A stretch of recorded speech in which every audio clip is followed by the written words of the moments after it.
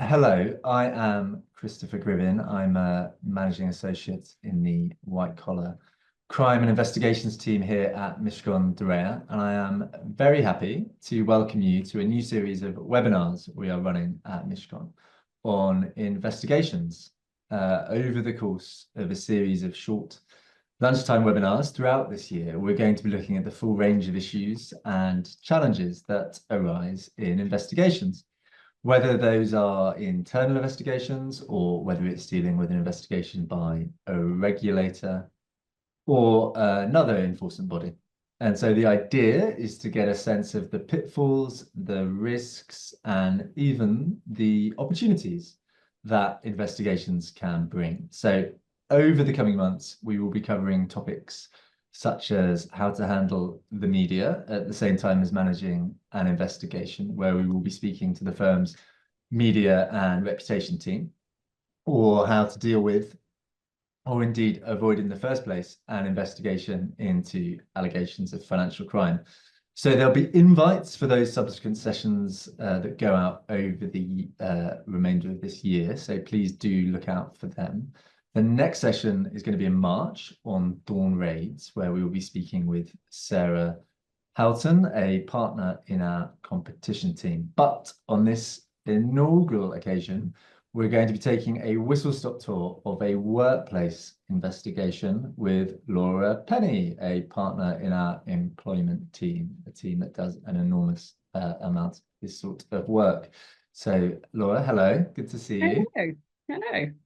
Hello. If we start at the start, when we say, or I say, workplace investigation, what do we mean by that? So, as you have very kindly alluded to, and thank you very much for having me today, the concept of workplace investigation covers an enormous amount of our work. And my guess is that most people would be most familiar with lawyers being involved in a workplace investigation in a very sort of typical way, in a classic kind of advising capacity. So where an organisation has a grievance, is going through a disciplinary process, you very often have lawyers involved behind the scenes advising on that process. Where we are increasingly acting, and where there is an increasing uptick of our work, is actually acting in a slightly different capacity to that as well. And that is to sit as actual investigators. So we will go in, we will actually carry out an investigation for an organisation. It will be us doing the interviews, it will be us going through the process. And we've done an awful lot of work in that stream for the last couple of years. It's a growing area, and ordinarily that will be divorced from, I know we'll come on a little bit to talk about the difficulties of being both legal advisor and investigator, but that is a growing piece in terms of where we are actually acting going in. Typically, the investigations that we see and that we have acted in come from a grievance, for example, being raised, so-and-so has happened to me at work, so-and-so is treating me badly at work, that kind of thing. Disciplinaries, when you're having to look into something that someone might have done. One of the very big investigations that our team did recently was all to do with financial mismanagement. One of the guys in the accounts department basically ciphering off some money to his own account. And that was a huge investigation in terms of looking at whether it was happening. So was this money actually going somewhere, right through to interviewing the people that may or may not have known about it. And then through to looking for the organisation's sake at, well, how could we let that happen? What's wrong with our systems and controls that happened in the first place? The other piece of our practice, which we're quite unusual as an employment team as it is to do this, but we act both for employers and for individuals. And so we're very often advising individuals when they are the subject of an investigation. My practice includes quite a lot of work for the financial services sphere as well. So very often that will cross over into our regulatory team, into the compliance world of life. And that gives us a fantastic insight from the other side of the table. So with one thing and another, it is now an enormous part of our practice, our investigations piece. I mean, we all sort of hear about workplace investigations as much as anything in the press, and you say it's a growing area. If I could ask you why it's growing, because the work that I do is largely around sort of allegations of financial crime, and you can draw a pretty clear line between legislative developments, which have meant that companies are liable for failing to prevent financial crime, bribery, and from later this year, fraud.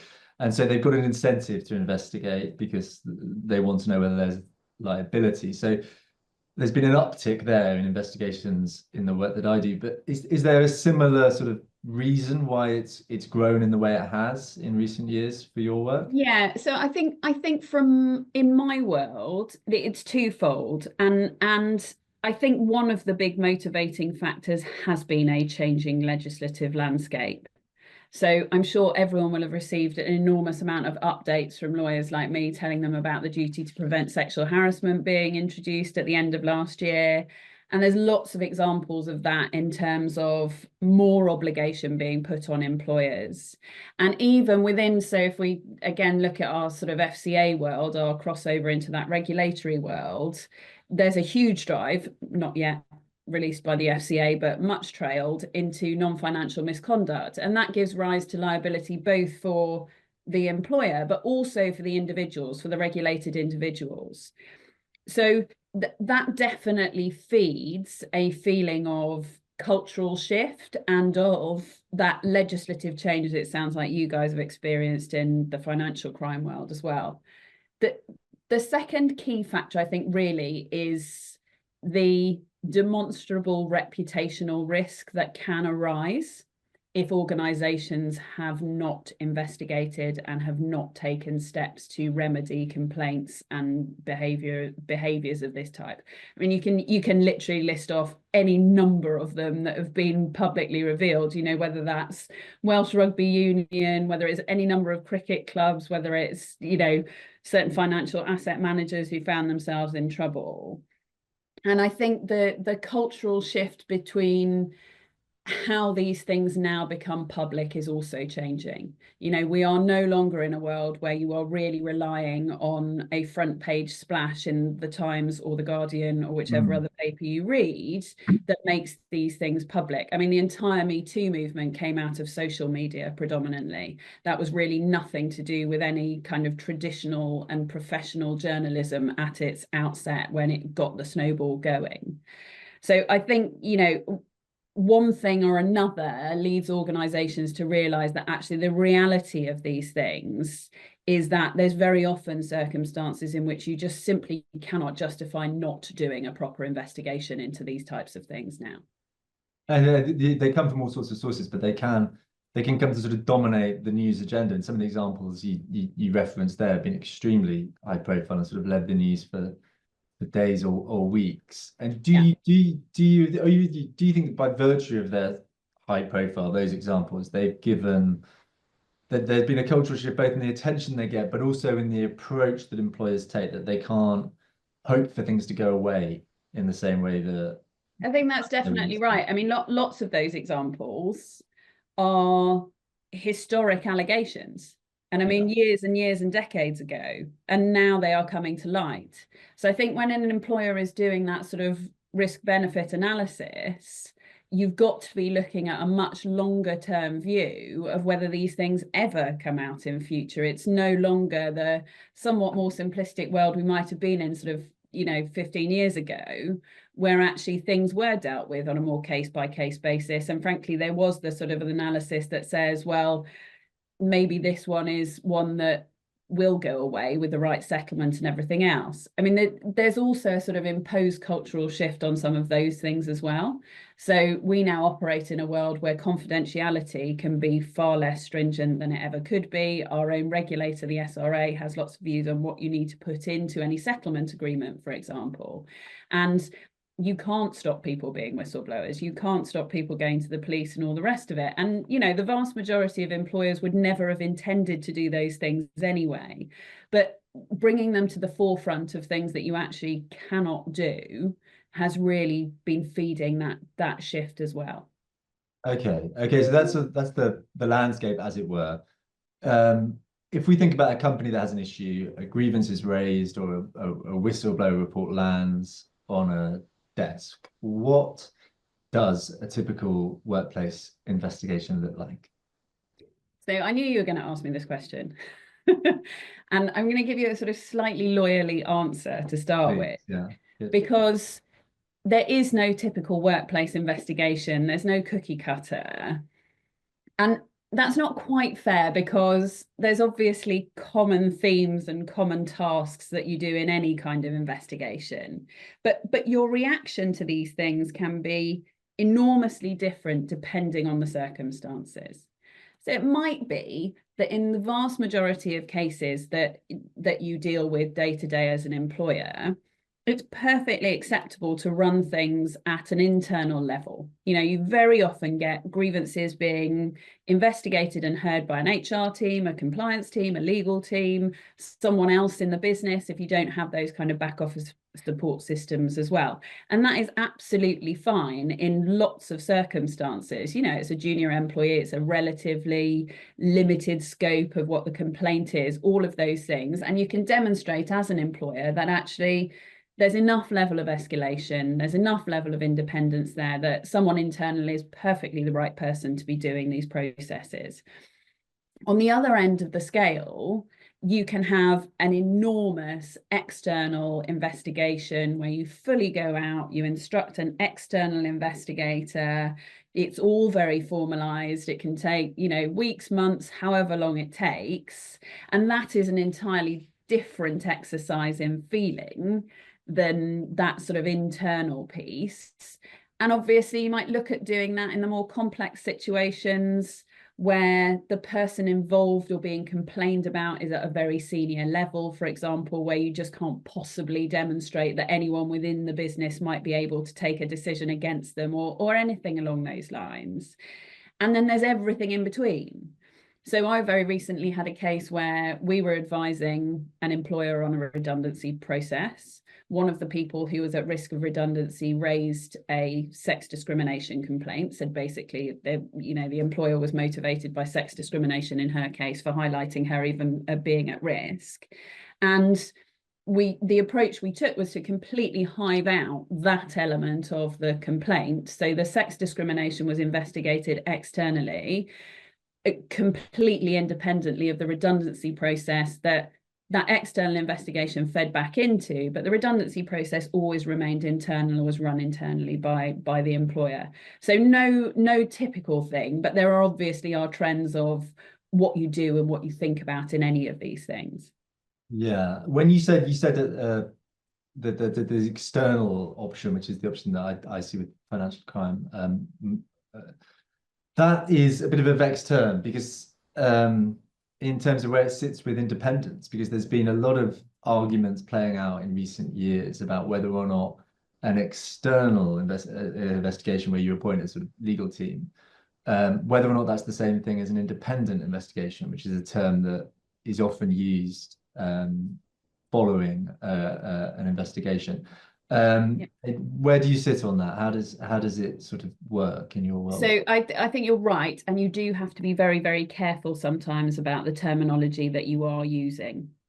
Sometimes the label independent can be very heavily weighted and laden with lots of promise, and it's not always the right descriptor of an investigation that's being carried out. So you do have to be quite careful about it. External is often the preferred term because, it's far less likely to be open to attack. You do need to be going to someone for these things where you can confidently manage them, and you're going to an investigator who's going to be alive to those sorts of issues. So I will almost certainly, in the investigations that I do, where they faced any challenge from the person or people being investigated, I will almost always face the question of, well, you can't possibly be independent because you're being paid by the company. And that's one end of the scale. And of course, the answer is lots of different answers to that, including no, I'm being engaged in an investigator and I have my own regulatory responsibilities and all the rest of it, and that's the deal, and the money is what it is, through to more convincing arguments sometimes, where there can be suggestions of an existing relationship between, you know, our firm and the client, for example, any lawyer and the client, you know, someone who's an external advisor who has acted in different capacities. And what plays into that, and we definitely don't have time for this conversation today, but what plays into that is this balance between circumstances in which you might want to be acting as advisors, even if what you're doing is investigating to an extent. So you're still doing that under the sort of guise of legal professional privilege. That's just very briefly where you get to protect, as an organization, the advice that you're being given by your lawyer, but there are limitations to that, versus where you are engaging a lawyer, but it's not really relevant that they are a legal advisor at that point. They are being engaged as an external advisor. Yeah, the privilege, I think we are gonna, in future webinars, try and unpack it insofar as you can in a lunchtime webinar, because, as you say, not straightforward. But putting privilege to one side, what are the other ways in which the whole process can sort of be scuppered, can go wrong? Things that you know you see, not necessarily your own investigations, but things to avoid. Things to avoid. So the one thing I would say is it can be a very daunting and frenetic period of time when you receive, for example, a very serious complaint, or where, particularly if you're sitting at sort of GC level or HRD level, where the business suddenly decides that it needs some sort of clever cultural review of things can seem very urgent, and sometimes they genuinely are. But in all cases, I would say the preparation piece is the most important for an investigation piece. You've got to know what you are doing at the outset, what you're investigating, why, all of those things. And that is you know, if there's one takeaway piece of advice from this 20-25 minutes, then it is definitely take the breath at the start and make sure you've set that up. One of the worst sort of horror stories I have ever had to deal with, and I hasten to add that we were not involved at the outset of the investigation. We were not instructed till a long time into it. But an organisation had been out to a barrister, and barristers sometimes do these things as well, that different pitfalls. And as you'd expect, I would say, you know, don't always bet on a barrister being your best investigator.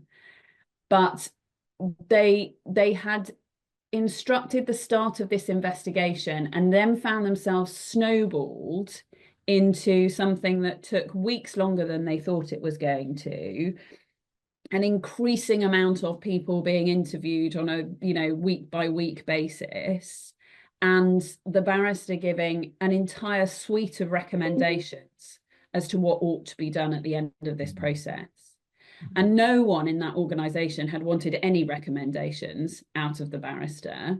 And they were entirely unrealistic recommendations for the type of organisation they were. So it was like, you know, you really need to look at your entire IT system and how the one system talks to the other and all the rest of it. And that was just so far out of the scope of what they thought they were getting in that investigation. So definitely that sort of preparatory piece is where you stop most things, hopefully, going horribly off the rails. Yeah, I would completely agree with that. I think it's very hard to recover if you take over an investigation from a bad start, where the whole thing's just been set up incorrectly, both for privilege, for all sorts of reasons. It's very, very difficult. Yeah. On the other side of the coin, and we're almost out of time, what are your top tips? What are things to... Okay.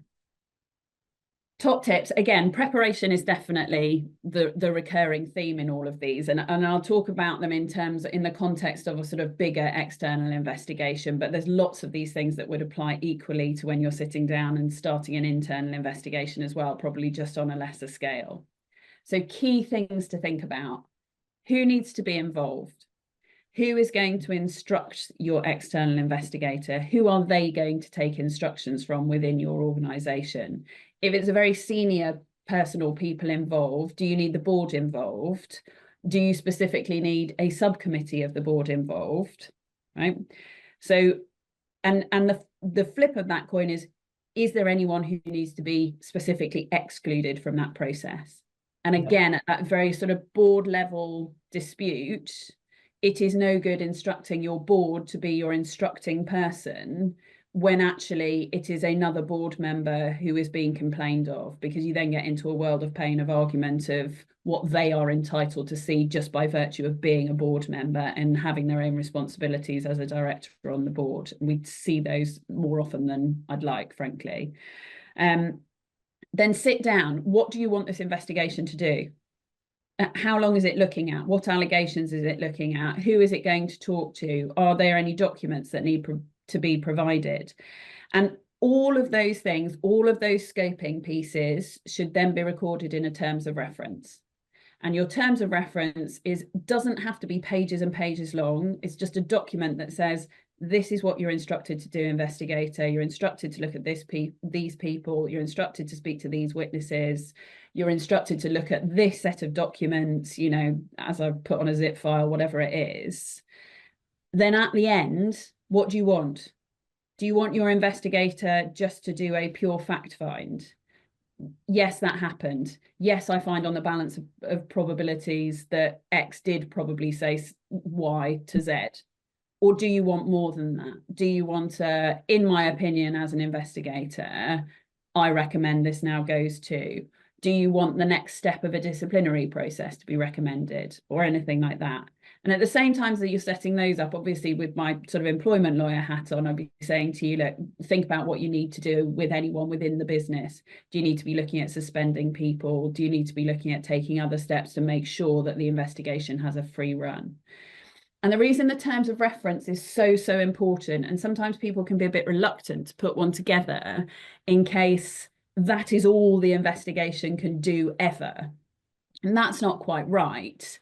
You put your terms of reference together so that at the almost inevitable point at which it becomes clear that there might be someone else that you should talk to, or there might be a second set of documents you ought to be looking at. I mean, I don't think I've ever done an investigation that doesn't have an element of mission creep to it, but there's a huge difference between just allowing that to elapse gently and then not knowing how to draw a line again, versus a real active decision that says, actually, yes, there's a really good reason now for adding X to the witness pile. And you just do an amended terms of reference, that's fine. You can deal with all of those things. But it's a really good landing point to always bring you back to what you are trying to do. And then finally, never go into an investigation without some sort of plan as to what you are going to do as an organisation with the findings of that investigation. There is no point in having a lovely, fulsome, very expensive, sometimes external investigation carried out that's disrupted all of your workforce potentially, if you are not then willing to do something with the findings of that investigation. And what you do obviously varies according to huge things. There can be huge amounts of, you know, is it workplace mediation to get all these people talking again? Or is it actually some big cultural shift that we're going to advertise that we've done internally? And that slightly goes back to your introduction piece, which I know some people will have listened to quite cynically, to say actually investigations can sometimes be an opportunity. Yes. Sometimes it really is your opportunity of an organisation to demonstrate how seriously you take things and how well you deal with things. Yeah, well, look, it's 12:24 by my clock, so we are running We've done well against our time. So that, I'm afraid, has to conclude first in this series. But thank you so much, Laura. As I mentioned at the start, we are going to be ranging over the full landscape of investigations in the coming months in the course of this series. The next one is scheduled for March, when Sarah Holton, a partner in our competition team here, will be here to talk about dawn raids and how to manage them. But for now, thank you so much for joining. Thank you, Laura, and see you next time.